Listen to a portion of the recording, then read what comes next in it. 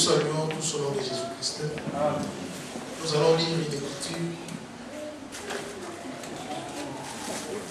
Nombre chapitre 6. Verset 1er, on commence. Et nous allons aussi prendre Luc 1er. On commence au verset 7. Nous lisons Nombre chapitre 6e. Nous commençons au premier verset au nom de Jésus-Christ. L'Éternel parla à Moïse et dit: parle aux enfants d'Israël et tu leur diras: lorsqu'un homme ou une femme se séparera des autres en faisant vœu de naziréat pour se consacrer à l'Éternel, il s'abstiendra de vin et de boissons enivrantes. Il ne boira ni vinaigre fait avec du vin, ni vinaigre fait avec une boisson enivrante. Il ne boira d'aucune liqueur tirée de raisin. Il ne mangera point de raisin frais, ni de raisin sec. Pendant tout le temps de son naziréat, il ne mangera rien de ce qui provient de la vigne, depuis les pépins jusqu'à la peau du raisin.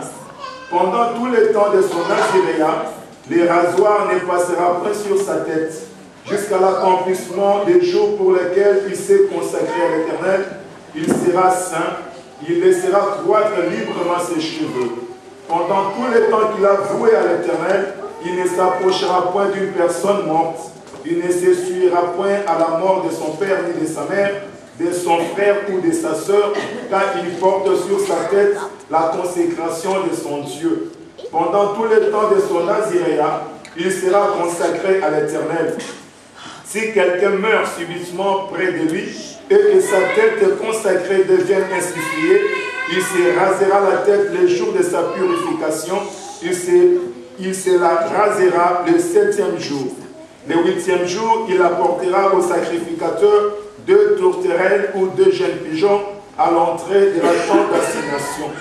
Le sacrificateur sacrifiera l'un comme victime expiatoire et l'autre comme holocauste. Il fera pour lui l'expiation de son péché à l'occasion du mort. Le naziréen sanctifiera ainsi sa tête ces jours-là.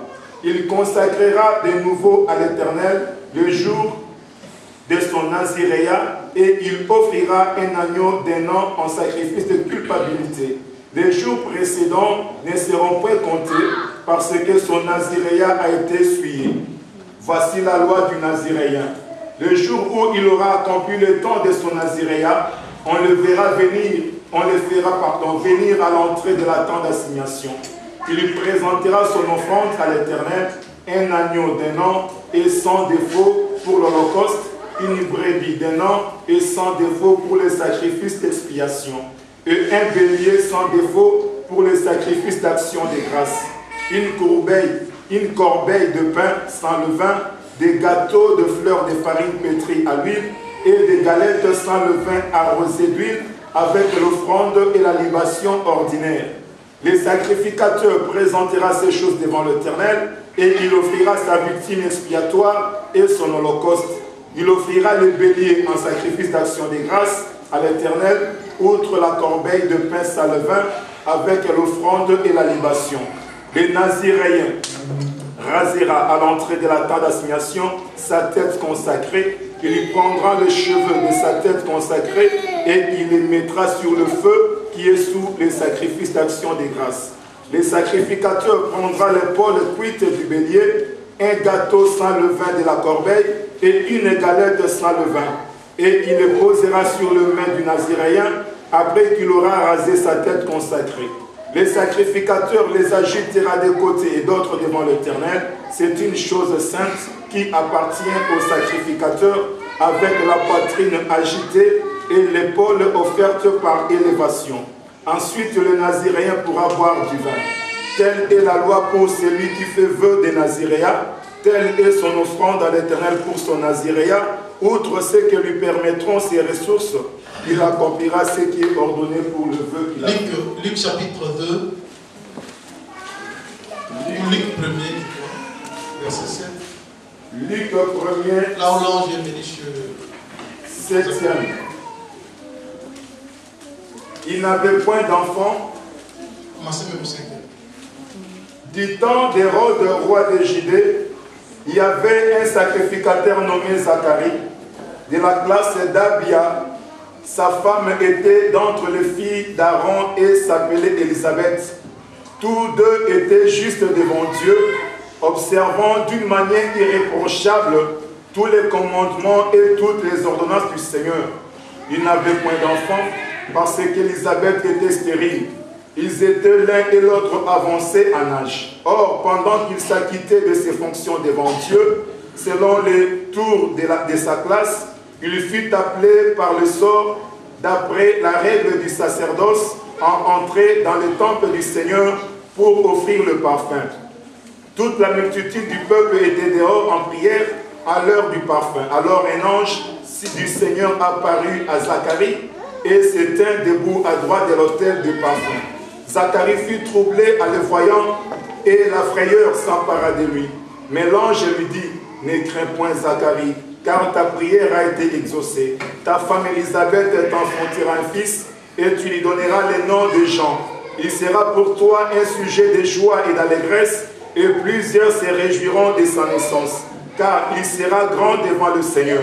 Il ne boira ni vin, ni liqueur enivrante, et il sera rempli de l'Esprit Saint, de le sein de sa mère. Il y ramènera plusieurs des fils d'Israël au Seigneur, leur Dieu. Il marchera devant Dieu avec l'esprit et la puissance d'Élie pour ramener le cœur de père vers les enfants et le rebelle à la sagesse des justes, afin de préparer au Seigneur un peuple bien disposé. » Amen. Que le Seigneur bénisse la lecture et nous accorde l'explication de cette lecture. Nous allons parler sur ces livres de Nombres 6 pendant peut-être 2 ou 3 séances, si le Seigneur peut nous faire grâce. Je crois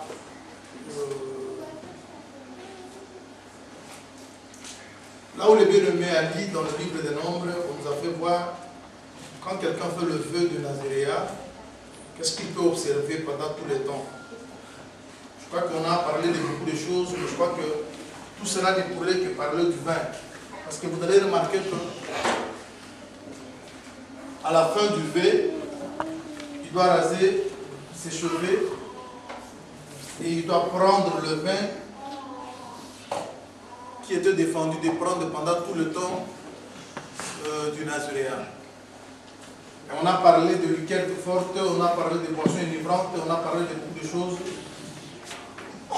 Peut-être dans la marche, nous allons expliquer comment tout cela pourront parler que du vin.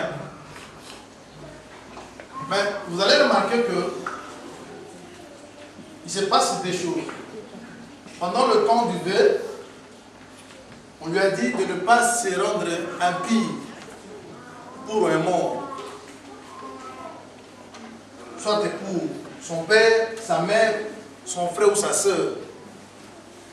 Mais si quelqu'un meurt subitement près de lui et qu'il devient impie,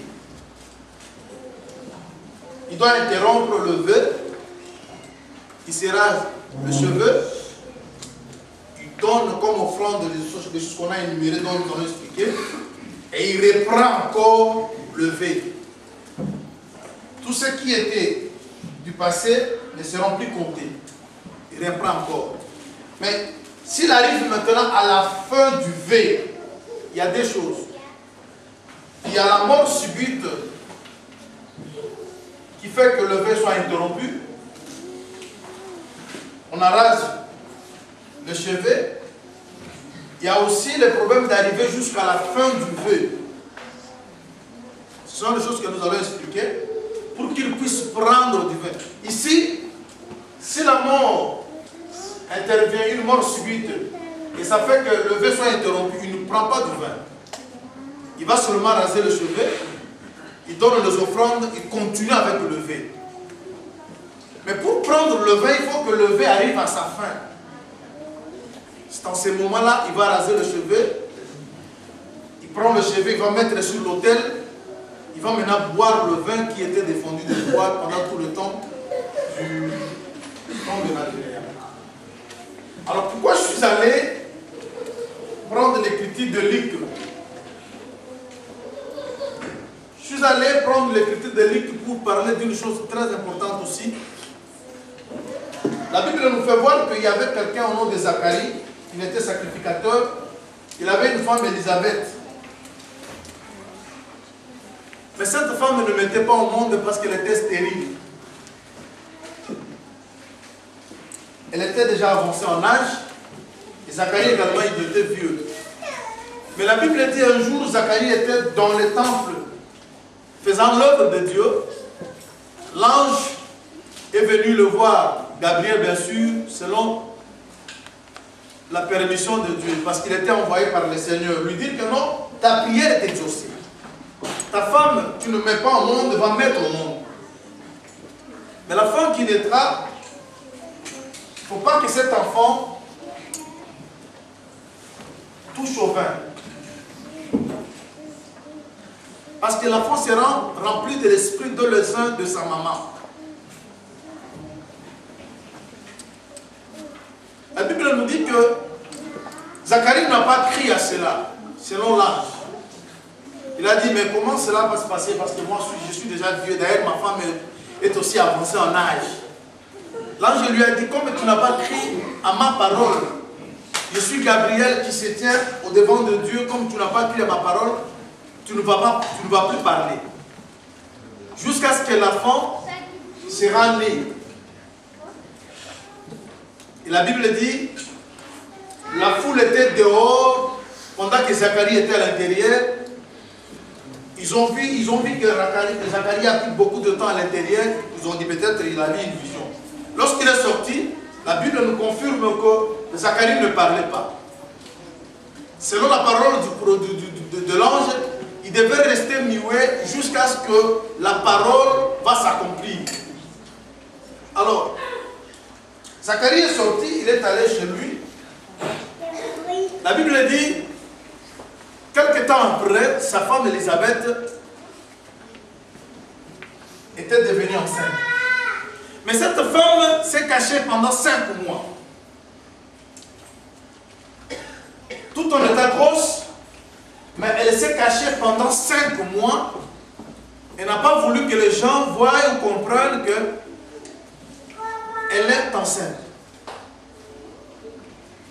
Mais arrivé le 6e mois, le même ange qui était parti voir Zacharie, il va maintenant voir Marie pour annoncer aussi la naissance de Jésus. Alors je veux que nous cherchions un peu à comprendre pourquoi Zacharie, et la Bible dit que Zacharie est resté comme ça, il ne parlait pas. Maintenant je lui ai dit, cet enfant qui va naître dans ta maison, il va marcher avec l'esprit d'Élie. Et il va ramener le peuple, le cœur des enfants à leur papa.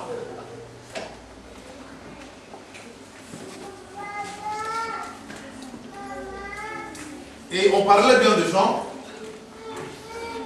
Jean-Baptiste. Et la Bible nous fait voir que quand Élisabeth a conçu, elle a commencé à se cacher. Mais elle s'est cachée pendant 5 mois, comme disent les Écritures. Et pourquoi 5 mois qu'Élisabeth devait se cacher pendant 5 mois? Parce qu'au 6e mois, déjà, Élisabeth ne se cachait pas. Parce que cette nouvelle de sa grossesse, elle était aussi annoncée de l'autre côté. Parce que le même ange, je ne sais pas si l'ensemble me suit bien, parce que c'est Gabriel qui était parti voir Zacharie, mais ce n'est pas Zacharie qui a eu la semence, c'est Élisabeth qui a eu la semence. Mais dans la maison de Joseph, Gabriel est parti voir Marie au lieu de voir Joseph. Je crois que l'Assemblée comprend un peu ce qui se passe là. Et on dit qu'Élisabeth était stérile. Si nous comprenons bien, ce n'est pas que Zacharie avait un problème, mais c'est la femme qui avait un problème. L'homme partait plusieurs fois vers la femme, mais la femme ne parvenait pas à concevoir. C'est ça aussi Hébreu qui dit, à plusieurs manières, plusieurs reprises, Dieu parlait à nos pères. C'est-à-dire, quand les prophètes partaient, ils partaient avec une semence. Mais le problème, c'était le problème de la terre qui recevait la semence.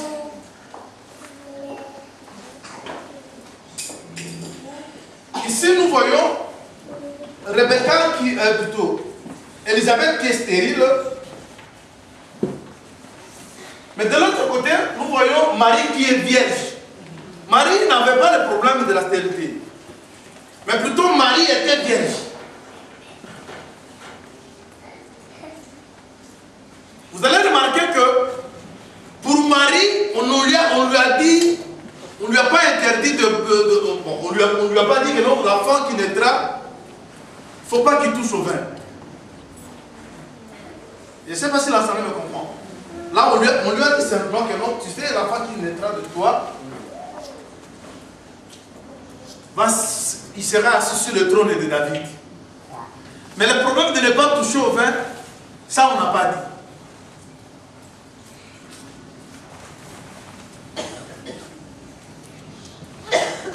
Je vais parler de deux. Et vous allez remarquer que Marie et Élisabeth, toutes deux, étaient de la tribu de Lévi. Parler de Lévi, c'est parler du troisième.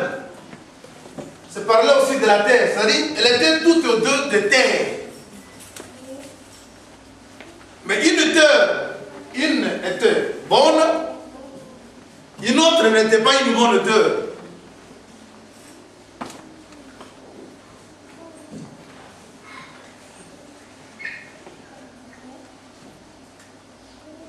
Vous allez lire une écriture aussi, toujours dans Luc. Quand l'ange est parti maintenant vers Marie. Luc 1er, 26. Ce livre-ci, ça va nous aider bien à expliquer Nombre 6. Au 6e mois, l'ange Gabriel fut envoyé par Dieu dans une ville de Galilée appelée Nazareth, auprès d'une vierge fiancée à un homme de la maison de David, nommé Joseph. Le nom de la vierge était Marie. L'ange entra chez elle et dit, « Je te salue, toi à qui une grâce a été faite. Le Seigneur est avec toi. » Troublée par cette parole, Marie s'est demandé ce que pouvait signifier une telle salutation. L'ange lui dit, « Ne crains point, Marie, car tu as trouvé grâce devant Dieu. Et voici, tu deviendras enceinte, et tu enfanteras un fils, et tu lui donneras le nom de Jésus. Il sera grand et sera appelé fils du Très-Haut, et le Seigneur Dieu lui donnera le trône de David son père. Il lui régnera sur la maison de Jacob éternellement, et son règne n'aura point de fin. » Marie dit à l'ange, « Comment cela se fera-t-il, puisque je ne connais point d'homme ?»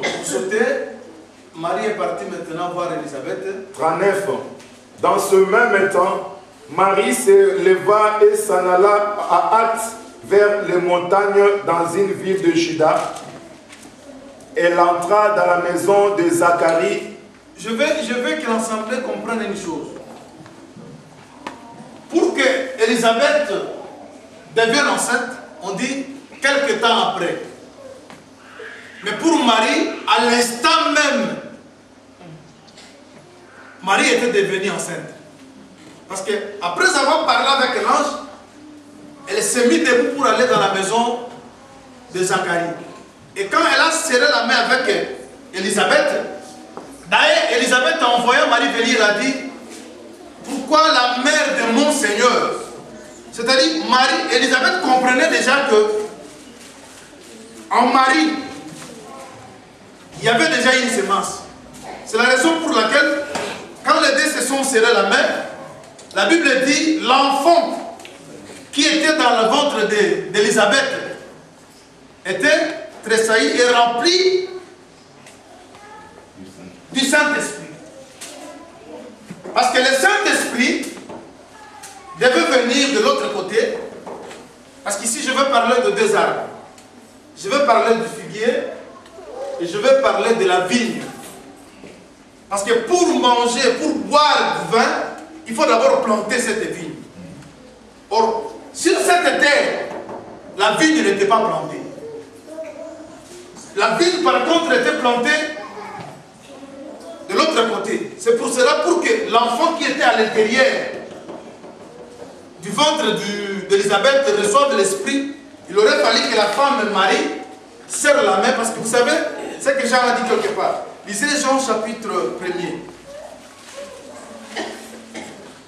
Jean 1er. Il est verset 19. Voici le témoignage de Jean. Lorsque les Juifs envoyèrent de Jérusalem le sacrificateur et des Lévites pour lui demander « Toi qui es-tu » il déclara, et sans restriction. Là où Jean dit que nous avons tous reçu de lui, celui qui vient après moi m'a précédé. 15. Verset 15, merci. Jean lui a rendu témoignage et s'est écrié « C'est celui dont j'ai dit, celui qui vient après moi m'a précédé, car il était avant moi. Et nous avons tous reçu de sa plénitude et grâce sur grâce. » Est-ce que l'Assemblée comprend? C'est-à-dire, dans la chair comme ça, c'est Jean qui est venu avant Jésus. Mais Jean dit ceci: celui dont je vous ai dit, celui qui est venu après moi m'a précédé. Et nous avons tous reçu de lui, grâce sur grâce. C'est-à-dire, vous voyez ce qui se passe ici.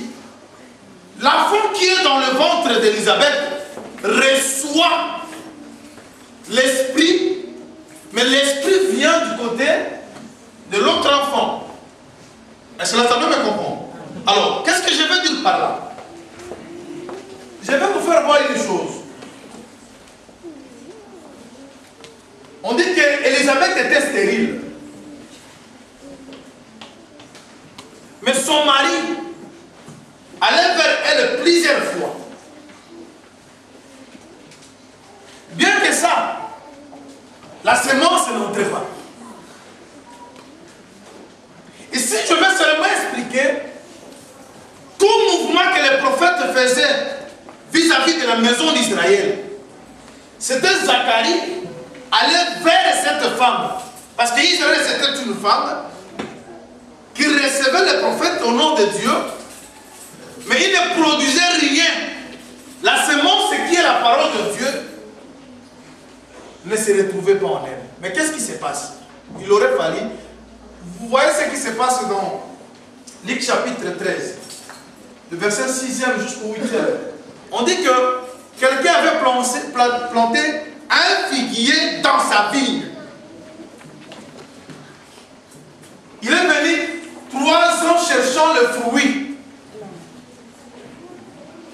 Il n'a rien trouvé. Il a dit, mais non, on doit couper cet arbre. Parce qu'il occupe inutilement la terre. La Bible dit, les vignerons ont dit non. Pour cette année, permet qu'on mette, on doit d'abord creuser. Nous comprenons que si on va creuser, c'est-à-dire quand l'arbre était planté, on n'avait pas creusé.